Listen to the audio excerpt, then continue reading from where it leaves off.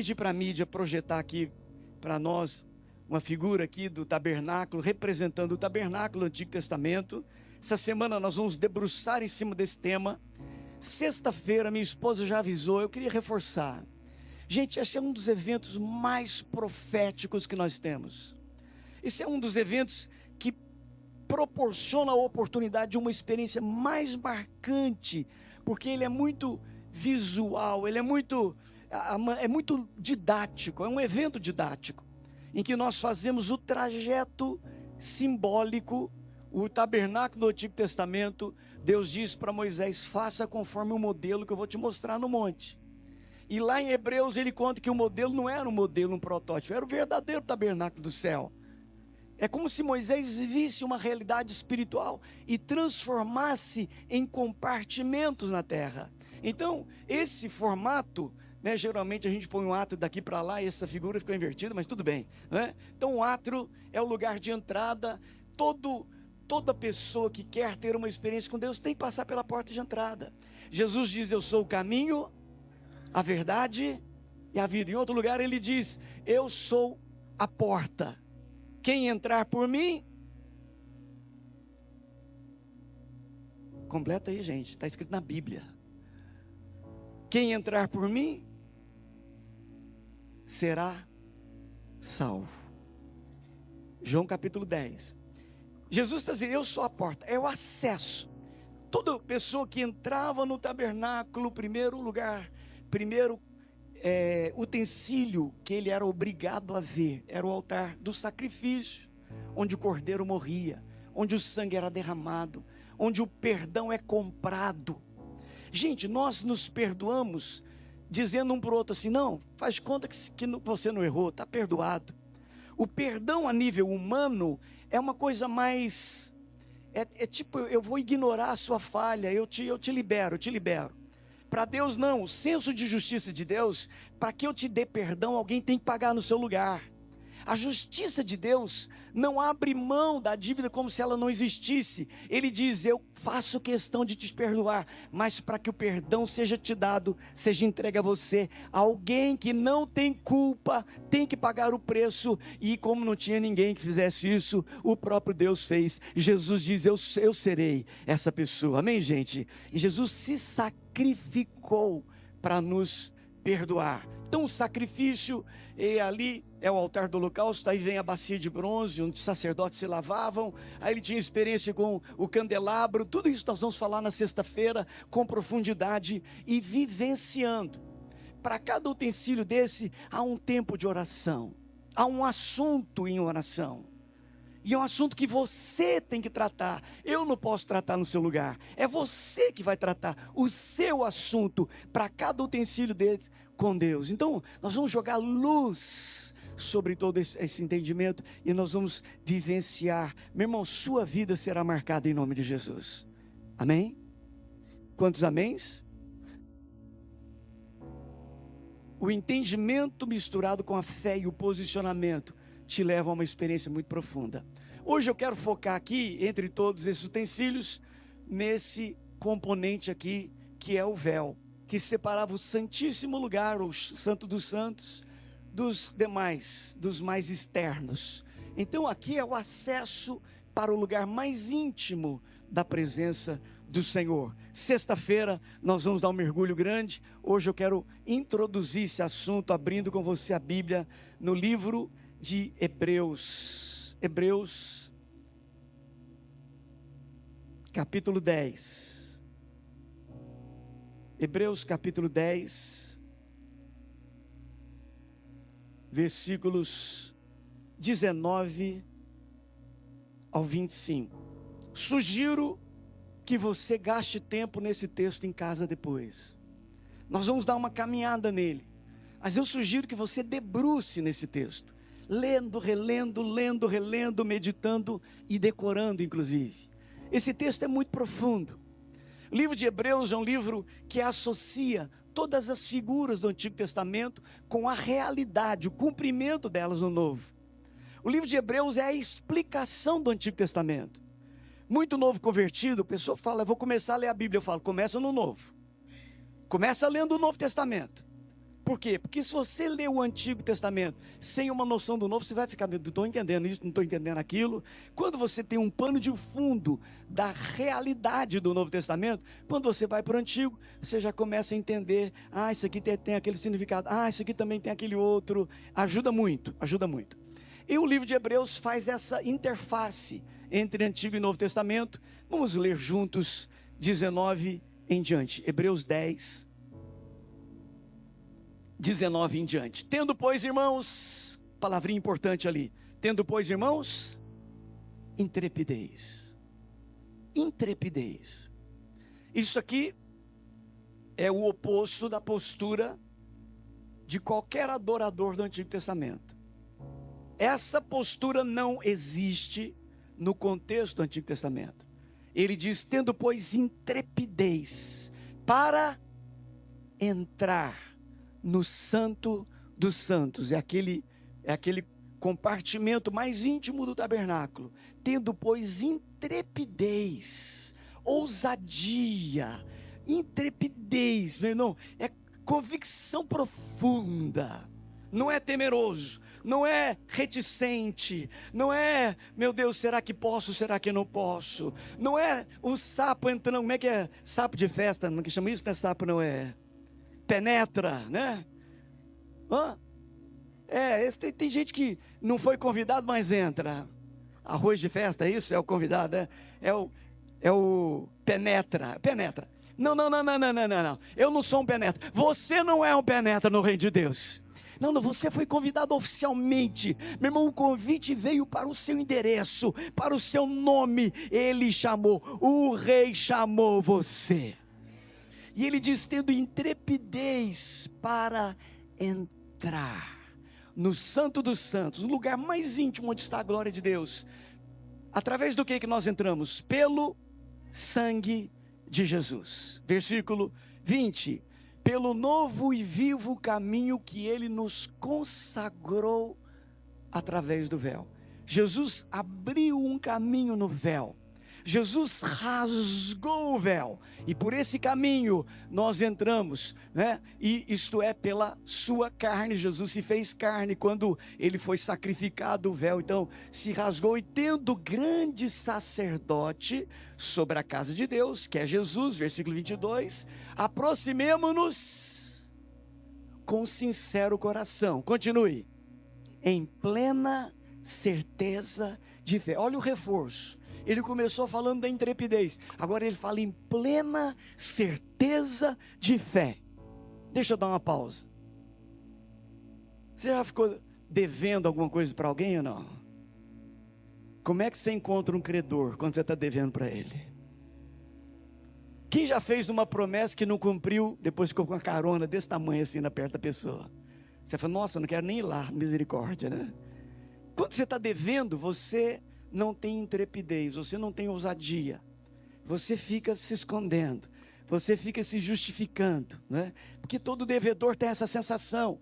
E curiosamente a Bíblia está dizendo, não, entra com intrepidez, com plena certeza de fé, tendo o coração purificado de má consciência e lavado o corpo com água pura. Aqui ele está fazendo alusão àquela bacia de bronze lá, ó. Você foi lavado, você foi purificado com sangue e você foi lavado com água pura. E ele continua, guardemos firme a confissão da esperança. Eu tenho esperança, eu tenho um lugar na presença de Deus, eu tenho acesso ao santuário, eu tenho as promessas, eu sou do reino de Deus. Dá um amém de crente aí. Guardemos firme a confissão da esperança, sem olha a ênfase desse homem, gente. Olha a ênfase dessa palavra.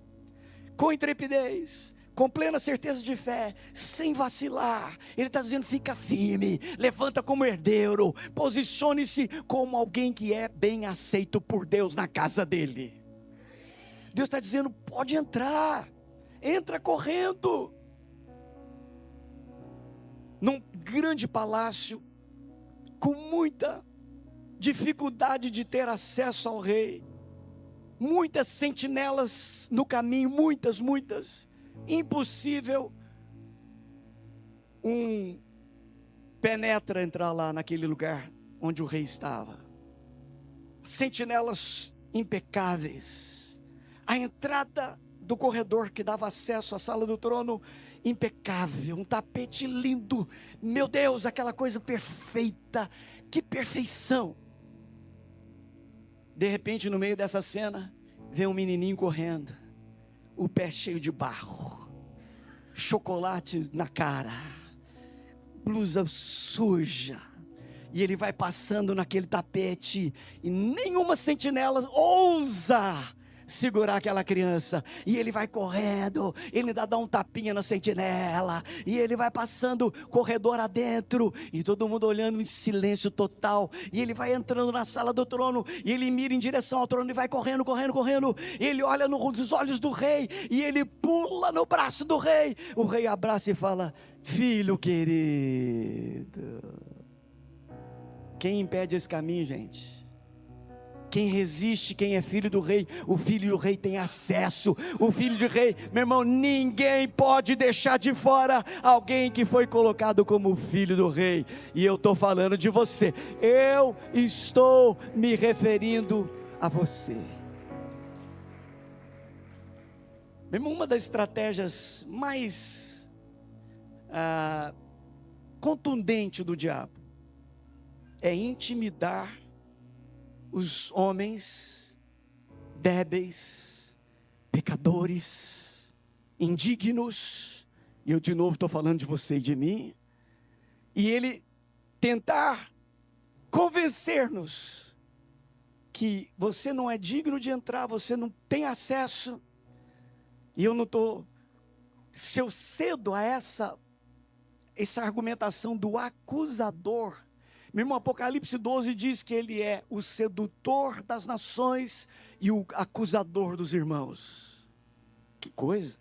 Ele é o sedutor das nações, ele empurra todo mundo para o pecado. Depois que a pessoa tropeça, ele se torna o acusador. Qual é o papel do acusador? Você, seu hipócrita, você vai na casa de Deus? Você vai orar? Você, seu indigno. E a pessoa fala: não posso.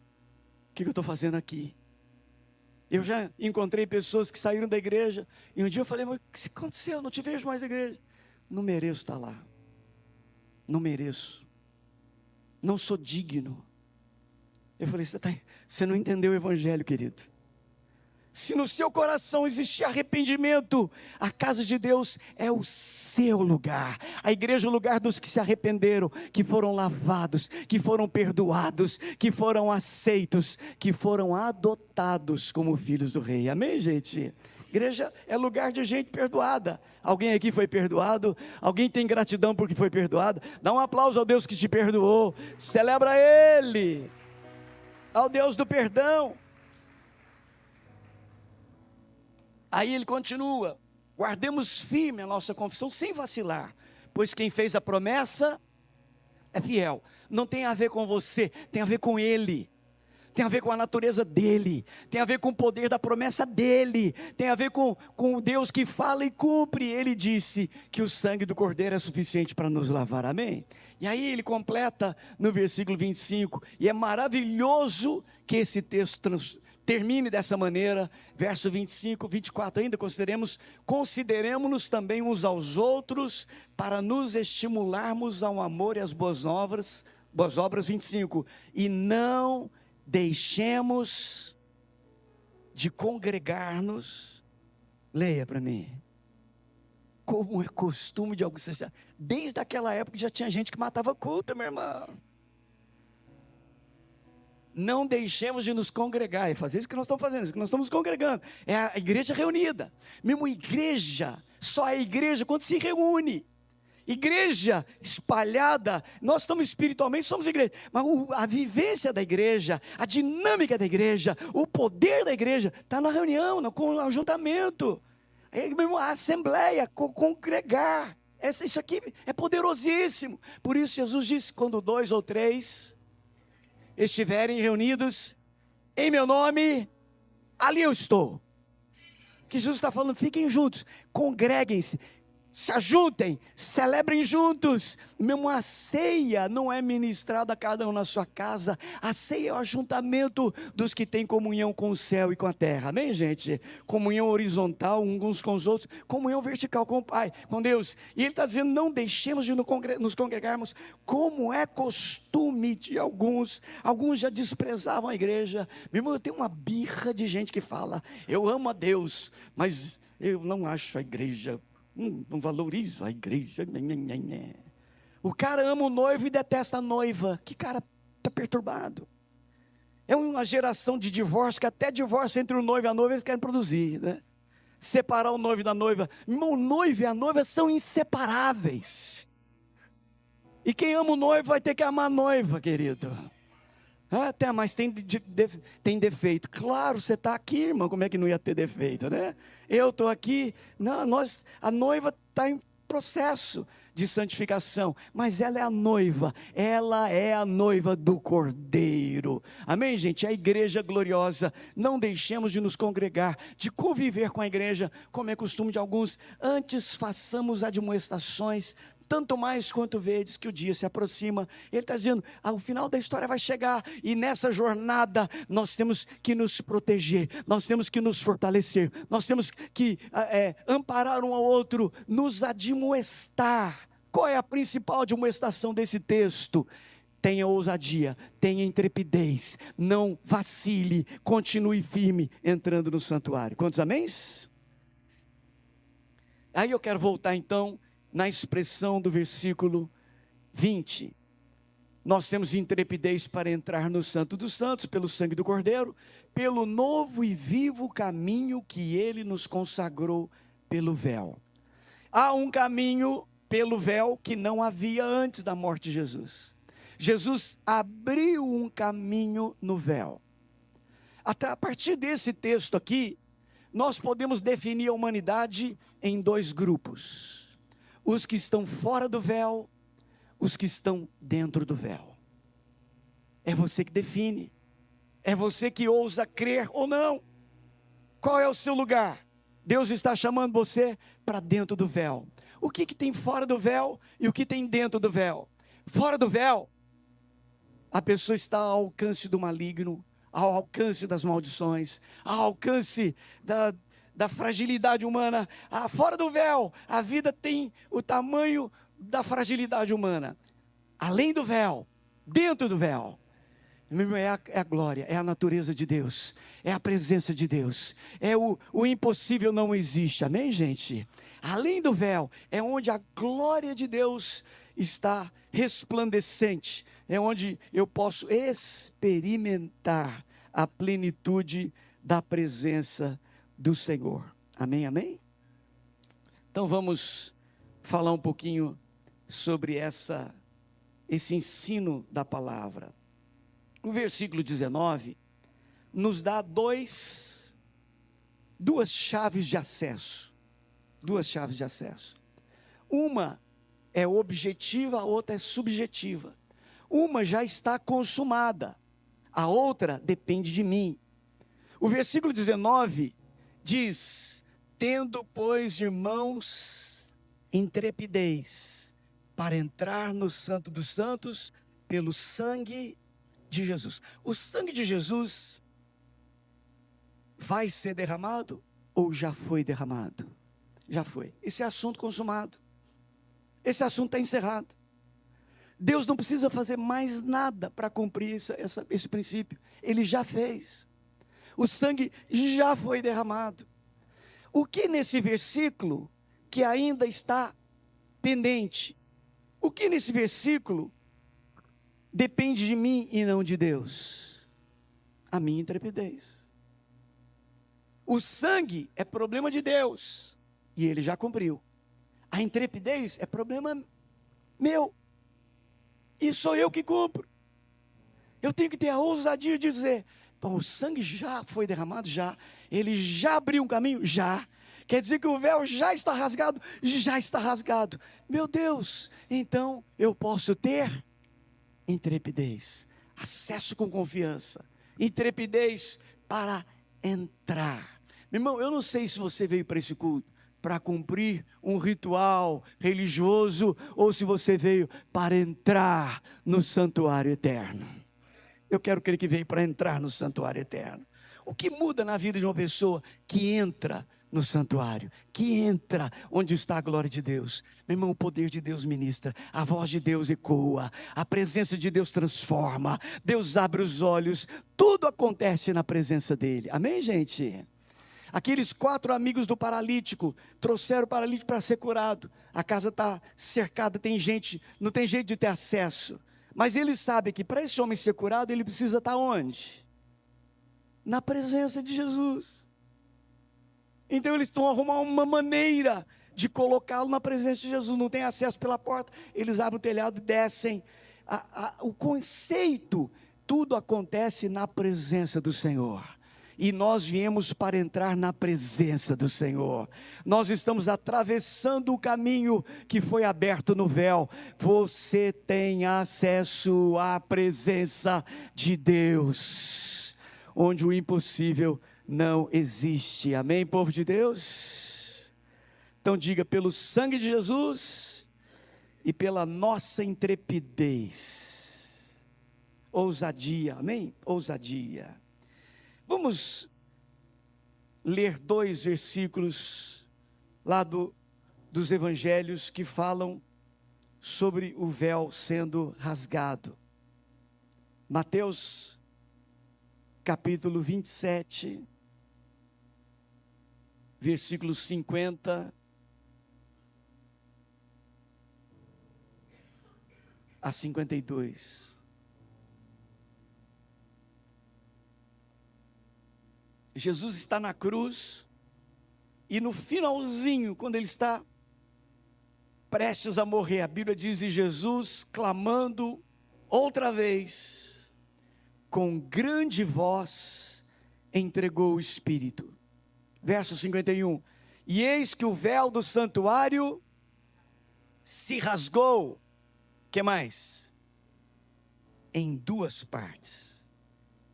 Que mais? De alto a baixo. Diga comigo: em 2 partes, de alto a baixo. De novo. Que expressões importantes. De novo. Uau, guarda isso. Em 2 partes, de alto a baixo. Tremeu a terra, fenderam-se as rochas. Olha o poder da morte de Jesus. A terra não aguentou o poder, a explosão da morte de Jesus. Quando Jesus morreu, a natureza foi impactada, o mundo espiritual foi impactado. Aquela morte foi muito, muito poderosa. Tremeu a terra, fenderam-se as rochas, abriram-se os sepulcros, diz versículo 52, e muitos corpos de santos que dormiam ressuscitaram. A morte de Jesus abalou o poder da morte. Alguns que tinham morrido naquele dia ressuscitaram. Eita glória! Que poder! É a morte poderosa de Jesus. O outro versículo que fala sobre o véu sendo rasgado está lá em Lucas 23, 45 e 46. Vamos ler Lucas 23, 45 e 46. Vou ler o 44. Já quase a hora sexta, escurecendo-se o sol, houve trevas sobre toda a terra até a hora nona, e rasgou-se pelo meio o véu do santuário. Então diga: pelo meio. Quais são as outras 2 frases lá do outro texto, Mateus? Em 2 partes, de alto a baixo. Vamos juntar as 3? Ao meio. Em 2 partes, de alto a baixo e ao meio. Vamos reorganizar a sequência. De alto a baixo, em 2 partes, ao meio e em 2 partes. Qual é a simbologia de que o véu tenha se rasgado de alto a baixo? Ela teve uma direção. Não foi de baixo para cima, foi de cima para baixo. Quando Deus fez questão que o véu fosse rasgado de cima para baixo, qual é o recado que está sendo dado aí? É Deus que está fazendo. Não é iniciativa da terra. Não tem a ver com a mão humana. Não foi uma mão humana rasgando de baixo para cima. Foi a mão do Todo-Poderoso rasgando de cima para baixo. De alto a baixo. Uau, arrepiei aqui, olha aqui. Fala comigo, de alto a baixo. Segunda expressão, ao meio. Por que a Bíblia faz questão de dizer que o véu foi rasgado ao meio? Imagine que esse telão aqui é o véu. Deus podia rasgar aqui no cantinho, ó. É acesso do mesmo jeito. Se fosse no cantinho, qual é a mensagem? E se é no meio, qual é a mensagem? Meu irmão, Deus não criou um caminho pelos fundos. Deus não abriu um caminho na lateral, escondido. Deus abriu um caminho no meio. É um caminho principal. Deus está dizendo, eu estou te dando o acesso número 1. Eu vou abrir o véu pelo meio. Você vai entrar de frente. Você não vai entrar pelo lado do trono. Você vai entrar olhando a minha face. Eu rasguei o véu ao meio. Vem olhando nos meus olhos. Ao meio. E qual que é a terceira expressão? De alto a baixo, ao meio, em duas partes. Por que a Bíblia faz questão de dizer que são em duas partes? Porque poderia começar a rasgar lá em cima, bem, chega aqui pertinho, faltando meio metro, para. Está rasgado em duas partes? Não. Para ser rasgado em duas partes, significa que ele foi rasgado por inteiro. Por inteiro. Ficou um pedaço de um lado, um pedaço do outro. O que significa dizer que o véu foi rasgado ao meio, em duas partes, separando duas partes? O processo foi aberto por inteiro. Não tem mais nada a ser feito. Se Deus rasgasse aqui e faltasse 10 centímetros, é como se ele tivesse, aí gente, o resto é com vocês, rasga aí o restinho, né? Deus falou, não, isso é papel meu, eu vou abrir um caminho pleno para vocês. E ele rasgou de alto a baixo, ao meio e em duas partes. Não tem mais nada que o ser humano possa fazer para que a salvação seja uma possibilidade. Jesus fez tudo por você. Você só precisa crer e entrar com ousadia na presença dele. Com ousadia. Quantos améns? Essa semana, meu irmão, é tabernáculo. Dessa semana você vai orar a oração do tabernáculo. Amém? Nós queremos treinar você no dia da sexta-feira. Você vai fazer o roteiro, vai ficar tão claro quando você estiver orando em casa. Senhor, eu estou entrando no átrio, aleluia. Senhor, eu vejo o altar do sacrifício, recebo o sangue do cordeiro que me perdoa, oh glória. Senhor, eu estou indo para a bacia de bronze, onde a minha angústia é lavada, minhas ansiedades são tiradas, meu Deus, aleluia. Dá um amém aí, irmão. Senhor, eu estou entrando no santo lugar, tem luz, meu Deus, tem luz. Eu enxergo as coisas do mundo espiritual, eu enxergo as promessas. Eu vou parar aqui, né? Sexta-feira a gente anda de verdade. Meu irmão, você vai... Tabernáculo, você vai virar doutor em tabernáculo. Quem aceita o desafio? Porque isso não é só uma teoria para encher sua mente. Isso é um roteiro a ser vivido na sua dinâmica espiritual com Deus. O véu está rasgado. A intrepidez. Deus está esperando sua intrepidez hoje. Quantos vão orar com intrepidez? Com confiança, com ousadia. Senhor, eu estou chegando. Cheguei chegando, aleluia, né? Vamos ler aqui para finalizar, livro de Hebreus. Meu Deus, que livro maravilhoso é o livro de Hebreus, capítulo 1, deixa eu ver aqui, não é não, capítulo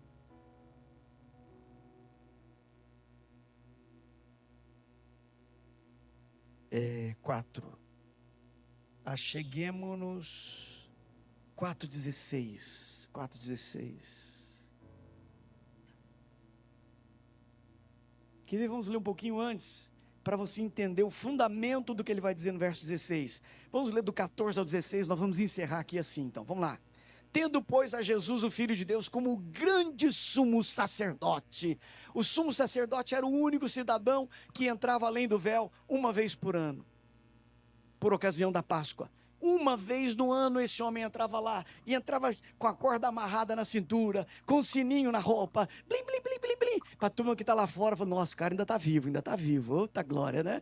Porque a chance de morrer lá dentro era imensa, porque é um homem limitado entrando no lugar santíssimo, né? Então, e se morresse, quem que entrava lá para tirar, meu irmão? Dá-lhe a corda, né? Puxa pela corda, né?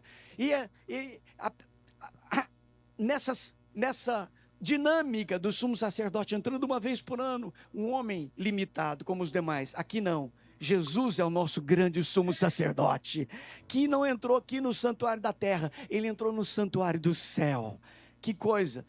Tendo, pois, a Jesus como grande, o Filho de Deus, como grande sumo sacerdote, que penetrou os céus, conservemos firme a nossa confissão, porque não temos sumo sacerdote que não possa compadecer-se das nossas fraquezas. Antes foi ele tentado em todas as coisas a nossa semelhança, mas sem pecado. Verso 16, acheguemo-nos. Uhul!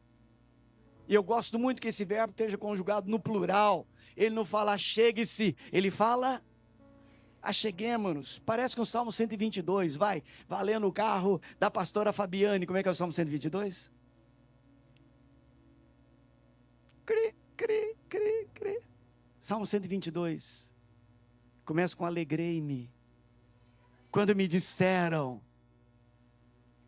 não é vá à casa do Senhor, é vamos à casa do Senhor.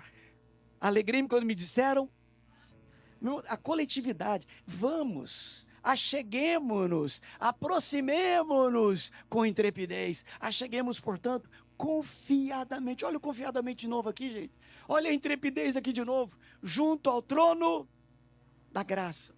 Se não houvesse o trono da graça, hoje haveria apenas o trono do juízo lá, na abertura da eternidade. Não, meu irmão, o trono da graça está na frente, quem diz amém? E quem passou pelo trono da graça, vai confiante para o trono do juízo. Quem foi aceito no trono da graça, vai olhar o trono do juízo de cabeça erguida, porque foi lavado com o sangue do Cordeiro. E ele diz, acheguemos confiadamente junto ao trono da graça, a fim de recebermos o quê? Misericórdia. E acharmos o quê? Graça para socorro em ocasião oportuna. Meu irmão, o véu está rasgado, o caminho está aberto, pode-se chegar confiadamente junto ao trono da graça. Hoje é dia de chegar, amém, gente?